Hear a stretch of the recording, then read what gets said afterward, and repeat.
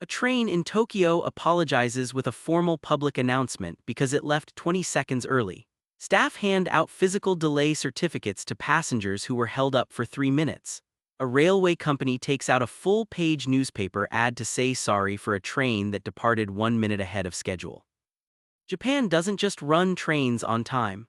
They've built an entire cultural and operational framework around the idea that your time is sacred, that delays are not just inconvenient but genuinely disrespectful, and that every single second matters. What most transit systems consider acceptable, Japan considers a systemic failure. Here are 15 ways Japanese trains handle delays that make every other transit system on the planet look like it fundamentally doesn't respect human time. Number 1. The Delay Certificate System. When a Japanese train runs late, even by a few minutes, staff at the station gates hand out small printed cards called Chin Shumeisho delay certificates. You take one as you exit. It's an official document from the railway company stating the line name, the date, and confirming that yes, the train was delayed and no, it wasn't your fault. Here's how it works mechanically. The moment a train crosses a delay threshold, usually around 5 minutes but sometimes as low as 3, station systems automatically flag it. Staff are notified. They print batches of certificates on small cards roughly the size of a business card. These aren't generic. Each one is specific to that line, that day, that delay. You don't have to ask for one. Staff position themselves at exits and ticket gates and hand them to everyone passing through during and immediately after the delay window. What this feels like in practice is that you're running late for work, you're stressed, and as you rush through the ticket gate, someone hands you a piece of paper that will explain to your boss exactly why you're late, backed by one of the most punctual transit systems on Earth. You don't have to explain yourself. You don't have to prove anything. The train company has already taken responsibility and given you documentation. Meanwhile, in most other countries, if a train is late, you're just late. You show up and say the train was delayed and your employer either believes you or doesn't. There's no proof. There's no institutional acknowledgement. The delay is your problem to manage and explain. What this signals is something deeper than customer service. It's an acknowledgement that the railway company's failure has created a problem in your life and that you shouldn't have to bear the social or professional cost of that failure. They caused the delay. They give you the tool to deflect the consequences. It's accountability made tangible. Number 2. The public apology for early departure. In 2017, a train on the Tsukuba Express line left the station 20 seconds early. Not 20 minutes, 20 seconds. The railway company issued a formal public apology. They released a statement. They explained what happened. They expressed deep regret. The mechanism here isn't technological, it's cultural, but the cultural mechanism is enforced through systems. Every train has a scheduled departure time down to the second. Conductors and platform staff work off synchronized clocks. Departure isn't a rough guideline, it's a contract. Leaving even slightly early means passengers who arrived on time based on the published schedule might have missed the train through no fault of their own. That's considered a breach. What happened in this case was that staff closed the doors and signaled departure before confirming the exact time against the schedule. The train left at 9:44:40 instead of 9:45:00. The company's statement didn't minimize it. They didn't say it's only 20 seconds. They said the departure was ahead of schedule, that it caused inconvenience, and that they would ensure it didn't happen again. They treated it as seriously as most transit systems treat a 30-minute delay. Imagine standing on a platform, checking the schedule, arriving with 1 minute to spare, and watching your train pull away early. In most places, that's just bad luck. You were close. Try again in 10 minutes. In Japan, that scenario is so unacceptable that it triggers institutional apologies and process reviews. The contrast is that most transit systems operate on windows. The train comes sometime around the scheduled time. Early is often seen as good. It means things are moving. But early departure is just as much a failure as late departure because the schedule is a promise. If you can't trust that a train will be there at the time it says it will be there, the entire system loses reliability. Japan understands that precision goes both ways. Number 3. Average delay time measured in seconds. Japanese railway companies publish annual delay statistics. The average delay on many urban lines is under 1 minute. On the Tokaido Shinkansen, one of the busiest high-speed rail lines in the world, the average delay per train over the course of a year is measured in seconds, not minutes, seconds. In 2018, the average delay was 0.7 minutes, 42 seconds. This isn't luck or low traffic. This is the result of layered systems designed to prevent delays before they happen. Trains are maintained on strict schedules with buffer time built into every service cycle. Stations are designed with platform doors that align exactly with train doors, so boarding is fast and predictable. Timetables include small recovery windows, brief moments where a train can make up time if something small goes wrong, so that minor delays don't cascade. Here's a specific mechanism. On many lines, there are built-in pockets of time where trains run slightly slower than maximum speed on certain segments. If a train is running 30 seconds behind, the conductor can make up that time by skipping the slowdown and running at full speed through that segment. These aren't advertised to passengers. They're invisible buffers in the schedule. The result is that what would become a 2-minute delay gets corrected down to 0 before you even notice. What this feels like is that you check a train app, it says the train arrives at 8:47, you get to the platform at 8:46, and the train pulls in at exactly 8:47. Not 8:46, not 8:48. This happens so consistently that you stop checking the app. You just know, you plan your day down to the minute because the trains are reliable down to the minute. Compare this to transit systems where a 5-minute delay isn't even announced because it's within normal operating variance. Where on time means within a 10-minute window, where you build an extra 20 minutes into any journey just in case. Japan eliminates that buffer tax, you get your time back. If you're realizing that the way Japan thinks about time and systems is something you want to see more of, hit subscribe. There are entire categories of Japanese innovation that operate on the same level of precision and respect for the user, and every video on this channel breaks them down exactly like this. You won't find surface-level travel fluff here, just mechanisms, details, and ideas that should be standard everywhere. Number 4. Real-time delay displays with cause information. Walk into any major train station in Japan and look at the departure boards. If there's a delay, the board doesn't just say delayed. It tells you why: signal malfunction, personal injury accident, weather, inspection due to earthquake, equipment check. The cause is listed right there in real time. The system works like this. Railway control centers monitor every segment of every line. When something disrupts service, operators input a cause code into the system. That code gets pushed to station displays, to train apps, to announcements. It's not vague. If a train is stopped because someone became ill on board, the board will say passenger injury. If there's a typhoon affecting a specific section of track, the display updates with weather-related delay and sometimes even the geographic area affected. You're standing on the platform, your train is delayed, and instead of wondering what's going on or whether you should give up and take a taxi, you see the reason on the screen. You know it's being handled. You know what kind of delay it is. A signal issue might mean 2 minutes. A passenger accident might mean 15. You can make an informed decision about whether to wait or find another route. Contrast this with transit systems where the announcement just says delays, or where staff themselves don't know why things are stopped, or where you're left staring at a blank board wondering if you should leave the station. The anxiety of not knowing is often worse than the delay itself. Japan removes that anxiety by treating information as part of the service. The deeper layer here is accountability, by naming the cause publicly. The railway company is also holding itself accountable in real time. If the same cause keeps appearing, passengers notice, media notices, it creates pressure to fix systemic issues. Transparency becomes a forcing function for operational improvement. Number 5. Staff bowing to delayed trains. When a train is delayed and finally arrives, it's common to see station staff standing on the platform and bowing as passengers disembark. Not a small nod, a full formal bow. They're apologizing on behalf of the railway company for the inconvenience caused by the delay. This isn't scripted theater, it's embedded in training and operational protocol. Staff are taught that delays, even those outside anyone's direct control, represent a failure to deliver the expected service. The bow is a physical acknowledgement of that failure and a gesture of respect toward passengers whose time was affected. What this looks like in practice is that you get off a train that was delayed 7 minutes, you're annoyed, and there's a uniformed staff member standing at attention, bowing deeply to you and everyone else exiting. It doesn't fix the delay, but it reframes the interaction. The company isn't indifferent, they're not hiding. Someone is standing there taking responsibility in a visible, culturally significant way. Compare this to systems where delays are met with silence, or a crackly automated announcement that may or may not acknowledge what just happened, or staff who avoid eye contact because they're tired of dealing with angry passengers.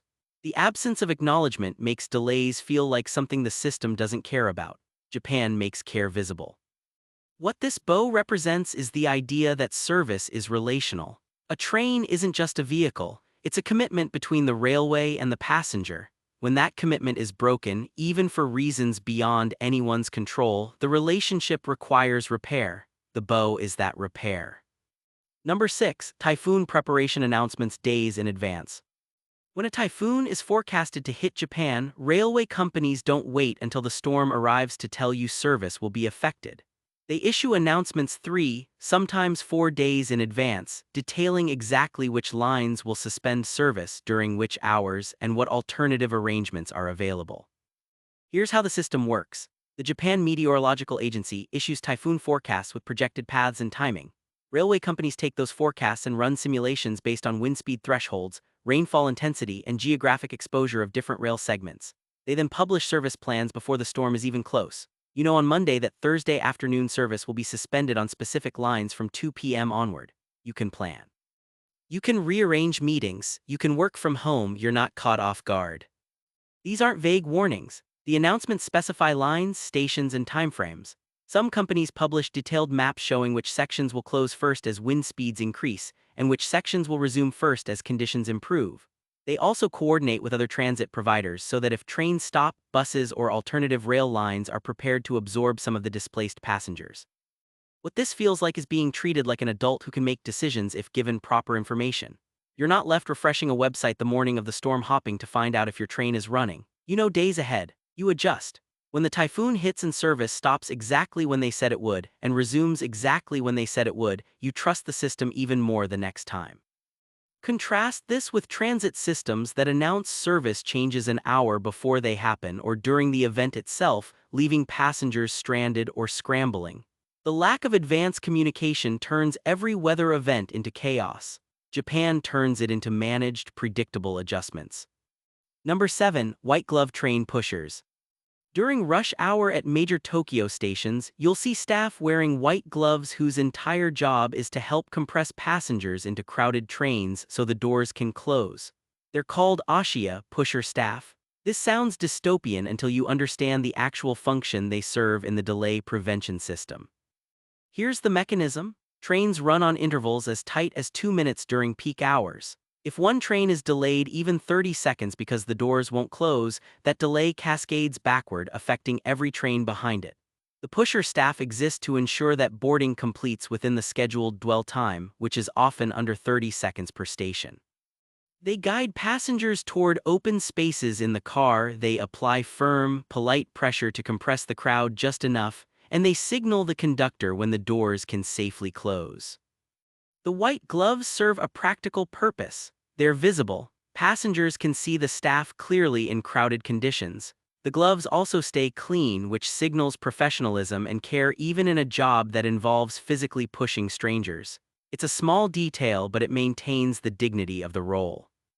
What this experience feels like is being in a tightly packed train car, more crowded than you'd think physically possible, and yet the train departs on time every time. The staff aren't rude. They're not shoving. They're methodically, calmly ensuring that the maximum number of people board in the minimum amount of time. It's uncomfortable, but it's predictable and efficient.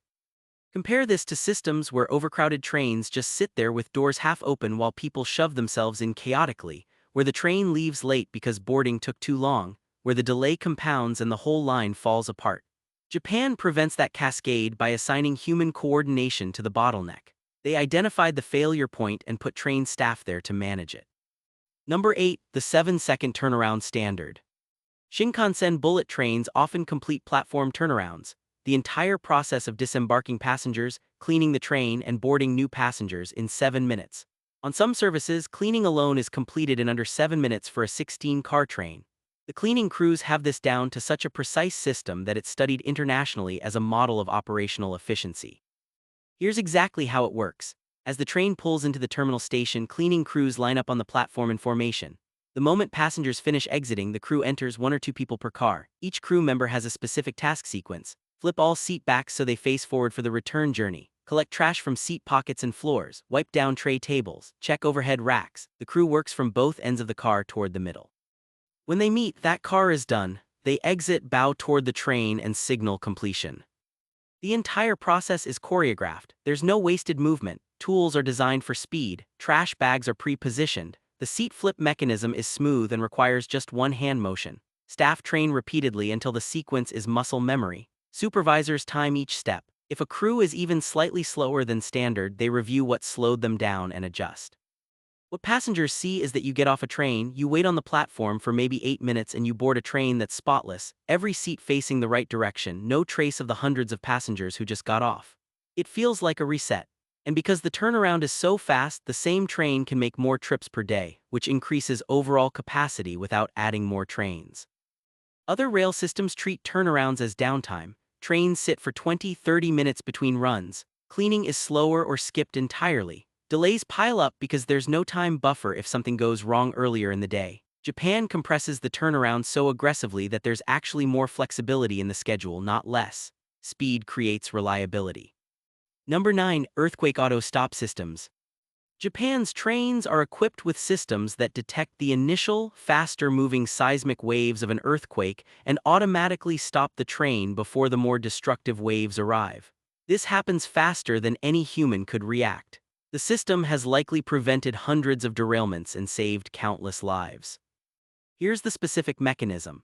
Japan has a network of seismometers across the country, many positioned along railway lines. When an earthquake starts, it generates two types of waves: P waves, which are faster but less destructive, and S waves, which arrive later and cause the shaking that damages structures. The seismometers detect the P waves instantly. The data is transmitted to a central system, which calculates the earthquake's intensity and location. If the projected shaking exceeds a threshold, the system sends an automatic stop signal to all trains in the affected area. This all happens in seconds, often stopping trains before passengers even feel the quake. Trains don't just brake hard. The system applies brakes in a controlled way to avoid derailment from sudden stops. On Shinkansen lines, there are additional accelerometers on the tracks themselves that detect ground motion and can trigger stops even faster for trains in the immediate area. After the shaking stops, trains don't automatically resume. Inspectors physically walk the tracks to check for damage before service restarts. What this feels like as a passenger is that you're on a train moving at 200 kilometers per hour, and suddenly it begins braking smoothly but urgently. A few seconds later, you feel shaking. By the time the earthquake's main shock hits, the train is already stopped or moving slow enough that it's safe. You didn't feel panic because the train responded before you even understood what was happening. Most rail systems in seismically active areas have some earthquake protocols, but they rely on human operators receiving information and then acting. Japan automated the reaction because human reaction time isn't fast enough. They built a system that treats passenger safety as something that can't wait for a person to make a decision. Number 10. Delay apology ads in newspapers. In 2017, after a series of service disruptions, the Tokyo Metro took out full-page ads in major newspapers to apologize to passengers. The ads didn't make excuses. They acknowledged the specific delays, explained the causes, outlined what the company was doing to prevent future issues, and expressed sincere regret for the inconvenience caused. This kind of public accountability is rare. Most transit agencies might issue a press release or post something on their website, but a full-page newspaper ad is a significant expense and a very visible commitment. It signals that the company considers the delays serious enough to address the public formally, outside of their own controlled channels. The ad listed specifics: which lines were affected, how long delays lasted, what caused them, whether equipment failure or unexpected passenger volume. It included a timeline of corrective actions. It wasn't corporate spin. It read like an actual apology from an organization that understood it had failed to meet its own standards. What this does for passengers is restore trust. Delays happen, equipment fails. But when a company takes out a newspaper ad to say, "We messed up, here's why, here's what we're fixing," it demonstrates that they view the relationship with passengers as something worth repairing publicly. It's accountability that costs money and reputation, which makes it credible. Contrast this with transit systems where delays are frequent, explanations are vague, and there's no sense that anyone at the top feels responsible. Passengers become cynical. They assume incompetence or indifference. Japan counters that cynicism with visible, expensive acts of contrition. Number 11. Train staff pointing and calling. If you watch Japanese train staff, you'll notice something odd. They point at things and say what they're doing out loud. A conductor will point at a signal and say "signal green, proceeding." A platform attendant will point at the departure indicator and say "departure time confirmed." This isn't random. It's a safety system called Shisakenko, pointing and calling, and it reduces human error by up to 85%. The mechanism is cognitive. When you just look at something, your brain can trick you. You can look at a signal and your brain fills in what it expects to see rather than what's actually there. But when you point at the signal and verbally confirm what you see, you force your brain to process the information twice through two different channels, physical and verbal. This catches errors before they turn into accidents. Train staff are trained to do this for every critical task. Before departing, platform staff point at the platform edge, confirm all passengers are clear, point at the conductor and call departure clear.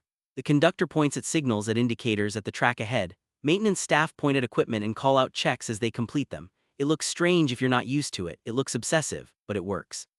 What passengers rarely realize is that this system, which looks like over-the-top procedure, is a major reason why Japanese trains are so safe and so punctual. Errors that would cause delays or accidents in other systems get caught here before they cascade. A conductor who might have misread a signal catches the mistake because they had to verbally confirm what they saw. Other countries have studied this system, some have tried to implement it, but it requires cultural buy-in and consistent training. It only works if everyone does it every time. Japan committed to it systemically, and the result is one of the safest rail networks on Earth.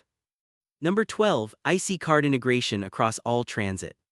Japan's IC cards, Suica, Pasmo, Icoca, work across nearly every train, subway, and bus system in the country. You tap in, tap out, the system calculates the fare and you're done. There's no need to figure out fare zones, buy different tickets for different systems, or carry cash. One card works everywhere and the transfer between systems is seamless. Here's how the technical side works. IC cards use RFID chips that store a balance. When you tap at a gate, the system reads the card, logs your entry point, and when you tap out, it calculates the fare based on distance traveled and deducts it from your balance. If you transfer between different railway companies or from train to bus, the system recognizes the transfer and often applies a discount automatically. You don't have to do anything except tap. The harder achievement isn't the technology, it's the coordination. Japan has dozens of independent railway companies, municipal subway systems, and private bus operators. Getting all of them to agree on a unified card system required standardization of hardware, software, and fare calculation methods. It also required agreements on revenue sharing, since a journey might start on one company's line and end on another's. What this feels like is that you arrive in a city you've never been to, you have a Suica card from Tokyo, and it just works. You tap onto a subway in Osaka, transfer to a private rail line, get on a bus, and never once think about fare zones or ticket types. You just move. The system is invisible. Compare this to cities where every transit agency requires a different card or ticket, where transferring between systems means exiting, buying a new ticket, and re-entering, where tourists and even locals have to spend mental energy figuring out how payment works before they can even use transit. Japan eliminated that friction decades ago. One card, one system, no thought required. Number 13. Lost and found return rates. If you leave something on a train in Japan, there's a genuinely high chance you'll get it back. The lost and found return rate for items left on Tokyo trains is over 80%. Cash, phones, wallets, umbrellas, people turn them in. Staff log them. You go to the station office, describe what you lost, and more often than not, it's there. This isn't just cultural honesty, though that's part of it. It's also systemic design. Every train has a cleaning and inspection routine at the end of each run. Staff check seats, overhead racks, floor areas. Anything left behind is collected immediately and taken to a central lost and found office. The item is logged with details about where it was found, what time, and what it looks like. Many stations have detailed databases. You can call ahead, describe your item, and they'll check if it's been turned in. Some railway companies have online lost and found portals. You enter what you lost, which line, approximately what time, and the system searches logged items. If there's a match, they'll hold it for you. For high-value items like phones or wallets, staff sometimes go further. If there's identifying information, they'll try to contact the owner directly. What this experience feels like is realizing you left your phone on the train, feeling that sinking panic, going to the station office, and having the staff hand it to you 15 minutes later. Everything still inside, nothing missing. The system treated your mistake as a problem worth solving rather than a loss you deserved for being careless. Other transit systems have lost and found, but the recovery rate is dismal. Items vanish. There's no tracking. Staff don't prioritize it. The assumption is that if you lost it, it's gone. Japan flips that assumption. The default is that lost items should be returned. And the system is built to make that happen. Number 14. Platform doors on subway lines. Many Japanese subway platforms have floor-to-ceiling glass doors that align with the train doors. The platform doors stay closed until the train arrives and stops. Then both sets of doors open together. Passengers board and exit, doors close, train leaves. This system prevents falls, reduces suicides, keeps climate control efficient, and eliminates the risk of someone being pushed onto the tracks during rush hour. The engineering here is precise. The train has to stop in exactly the right position so that its doors align with the platform doors. This requires trains to have consistent door spacing and platforms to be built or retrofitted with door systems that match. Sensors detect the train's position. If the train stops even slightly off mark, it adjusts before opening doors. The platform doors are controlled by the station system, but they only open when the train signals it's ready. Beyond safety, platform doors have an operational benefit. Climate-controlled stations stay climate-controlled because there's no constant air exchange with the tunnel. In summer, platforms stay cooler. In winter, warmer. This reduces energy costs and improves passenger comfort. It also reduces delays caused by accidents or medical emergencies on the tracks, because people physically can't access the tracks when the doors are closed. What this feels like is standing on a platform during rush hour surrounded by people and having zero anxiety about being too close to the edge. You can stand right up against the glass. You can look at your phone, there's no risk. When the train arrives, the doors open in perfect sync and the whole process feels controlled and calm even in crowded conditions. Other countries are slowly installing platform doors, but it's expensive and requires infrastructure overhaul. Japan committed to it system-wide on many lines because they calculated that the safety and efficiency gains justified the cost. They didn't wait for a tragedy to force the decision. They built the system that prevents the tragedy from ever happening. Number 15. Trains that apologize for microsecond delays on departure boards. Some Japanese train stations display departure times with such precision that the boards will update in real time to show delays measured in seconds. A train scheduled to depart at 9:15:00 that's running at 9:15:08 will show as 8 seconds delayed on the board. Not delayed. Not a minute delayed. 8 seconds delayed. This level of precision seems absurd until you realize what it represents. It's a public commitment to a standard so high that even single-digit second delays are considered worth acknowledging. The display itself is a form of accountability. The railway is telling you in real time exactly how well they're meeting their own promise. There's no rounding. There's no threshold below which delays don't count. Every second is tracked and reported. The infrastructure that makes this possible includes synchronized clocks across the entire network, real-time tracking of every train's position, and automated systems that compare scheduled versus actual times and push updates to station displays instantly. It's not a manual process. The system monitors itself and reports deviations automatically. What passengers take away from this is trust. If the railway is willing to publicly display an 8-second delay, you know they're not hiding anything. You know that when the board says on time, it actually means on time. The transparency builds confidence in the system at a level most transit agencies never approach. Compare this to systems where on time is loosely defined, where small delays aren't mentioned, where the information passengers receive is vague or outdated. Japan went the opposite direction. They made the information so precise that passengers can set their watches by it. They didn't need to do this. Most passengers wouldn't complain about an 8-second delay. But Japan made the system this way because precision and respect for passengers' time is built into the operating philosophy at every level. It's not just about getting you there, it's about getting you there exactly when they said they would every single time.